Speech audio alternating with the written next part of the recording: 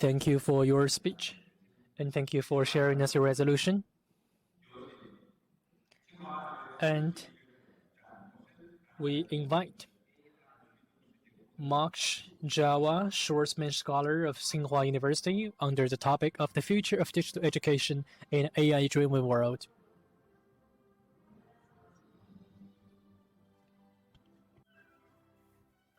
大家好, my name is Mo. I'm a Schwarzman Scholar at Tsinghua University, where I'm studying global affairs with a focus on artificial intelligence policy. I'm very excited to speak with you all today about education in an AI-driven world. And the reason I want to talk about education is, of course, that I've been a student, but I've also experienced being an educator for the last 7 years. So let me tell you a little bit about my story. My story first started in 8th grade when I was just exploring computer science on my own, and I had an idea to build an app for my younger sister.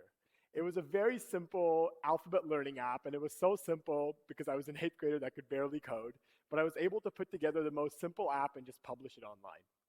I found that students and young children across the world used the app because it was just so basic, and that was the first time I was exposed to the power of technology in education. Continuing on, when I was in high school, I grew up in the Silicon Valley, and my high school was one of very few that didn't teach computer science. And so what I did was, after teaching myself a little bit on my own, I had a lot of peers and friends who wanted to learn as well, and I started teaching them for fun after school. And the first thing that I heard from everyone after was that the way I taught, because I was the same age and had the same mindset as them, was incredibly more effective. And they found that teachers who were usually multiple generations removed from them didn't relate as well as I did. And so I really enjoyed this experience of teaching computer science to my peers, but I found that this experience was not very scalable. And the reason was that I was just managing a couple of students, but everyone was operating on different timelines. My solution to this was to take my curriculum and convert it into an online course. I was able to publish this online course very easily and send it to my friends, but very, very quickly, pretty much overnight, I found I had students from South Korea, China, Brazil, and all across the world. And I think that was the first time that I truly felt the power and the distribution that you can get from the internet. What I had initially released as a solution to a very local problem turned out to be a worldwide one that was valuable to many more. I continued on this journey and eventually ended up converting this online course into a 500-page textbook as well. And the one thing I really wanted to hold on to while doing this was the personalization. And I felt that as a high school student teaching other high school students, I wanted to carry my voice through and make sure that it was something that others could hear and understand. And during this process, as people started using it, I would frequently get reach outs from students all across the world. And what I enjoyed most about that experience was individually tutoring students. And as you can imagine, the students that I actually got to spend regular time with just did significantly better and had significantly better outcomes. So my next step to try to make this more scalable and more available was that I didn't have to be the only student that was doing this.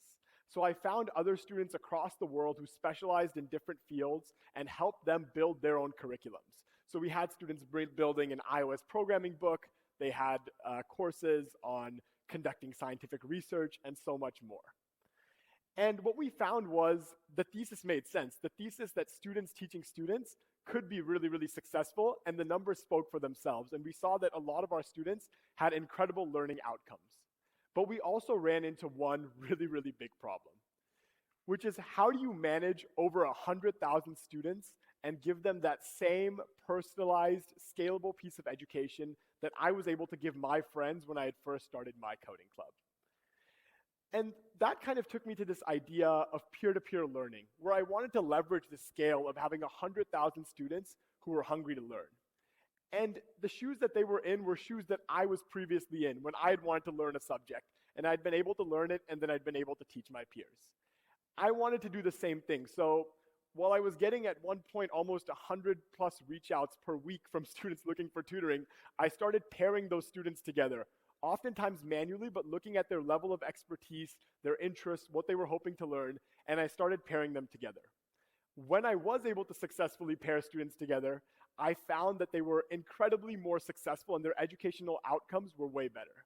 However, pairing them together was extremely difficult. It was hard to find two students who could be spread out across different time zones, different countries at different stages and find a match that was sustainable over time. So this interest in this idea of peer-to-peer education eventually took me to the MIT Office of Digital Learning, which publishes MIT open courseware and is at the forefront of publishing online content for everyone to use. At the MIT Office of Digital Learning, I conducted research on peer-to-peer learning, and we found that while peer-to-peer learning is tremendously more effective and provides significantly better outcomes, it is extremely logistically difficult to pull off and oftentimes just not feasible unless in a very, very controlled environment. One of the things I looked at while I was at MIT was Bloom's 2 sigma problem, which is a very commonly known problem in the education space. And the idea behind Bloom's 2 sigma problem, Bloom was an educational psychologist, and in 1984, he basically came up with this idea that if you look at the performance of a student in a classroom environment of about 30 students, compare that with a student who's getting one-on-one tutoring, the student getting one-on-one tutoring is expected to perform 2 standard deviations better than a student in a classroom environment. And I think that really captures the spirit of how personalization in education can really help all of our students. However, it remains an open problem, and we see this problem in today's society. When you look at the learning gap between rich students and poor students, something that hasn't changed in decades despite advancements in technology, one of the core reasons behind it is what we understand from Bloom's 2 sigma problem. This idea that students who are rich can afford one-on-one tutoring and more personalized education, while poor students cannot, and this keeps this learning gap existing. And in fact, when Bloom conducted this research back in 1984, he himself said that one-on-one tutoring is too costly for a society like ours to bear on a large scale. That was in 1984.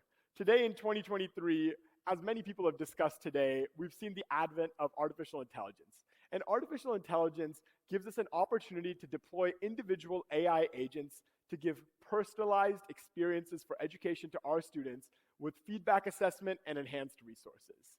And this is finally our first shot at technology that scales with society for the educational experience. But if you look at the headlines today, that's not what people are talking about when they think about AI in education. There's a lot of news about how ChatGPT is being used to cheat, how ChatGPT is being used to skirt the system, and how it should be banned from education outright. While I do acknowledge that there is much work to be done in integrating artificial intelligence into education, I think it would be a big mistake on the opportunities we have if we were to completely ban it. And here are 2 examples of what I've already seen of AI in education that gives me a lot of excitement. The first is from Khan Academy. And Khan Academy here has built an assistant called Khanmigo, which works with you as you're working through math problems. It's an interactive bot that you can chat with. And instead of just learning if you're doing the right or wrong thing or getting a generic instruction, you can get specific instructions that specifically understand where you're going wrong and what you can do differently. And similarly, with the Duolingo, the language learning app, you can see that for a student who's learning French, they can actually communicate with this chatbot and not only be told if they're correctly communicating in French, but they can also be told where they're making a mistake, what grammatical errors they have, how they need to change their mindset while they're speaking the language.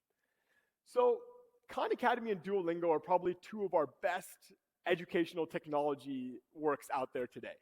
And we're in the very early stages of seeing how AI can completely supercharge the educational experience and raise the baseline floor of education that every student experiences.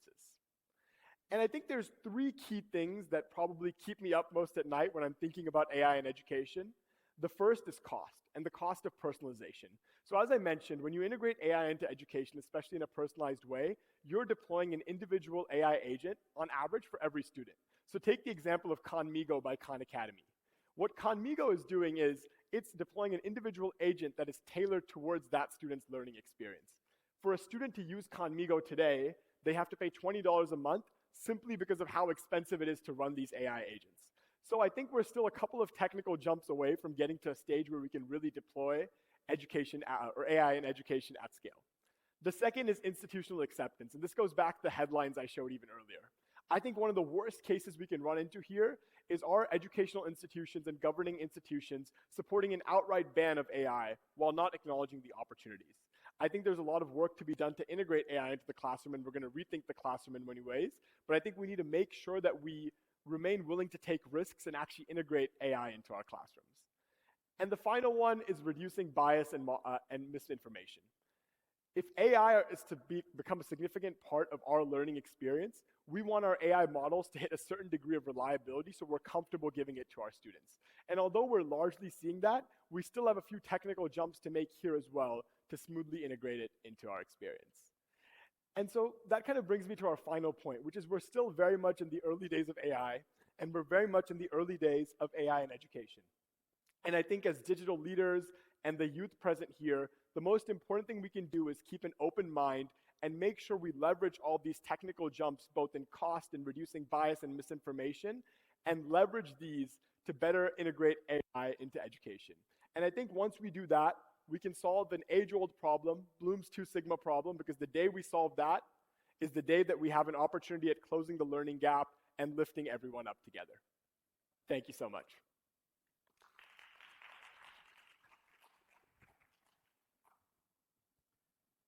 Thank you very much for your sharing. Somehow I hear the answer to my earlier question. So no banning on ChatGPT in classrooms.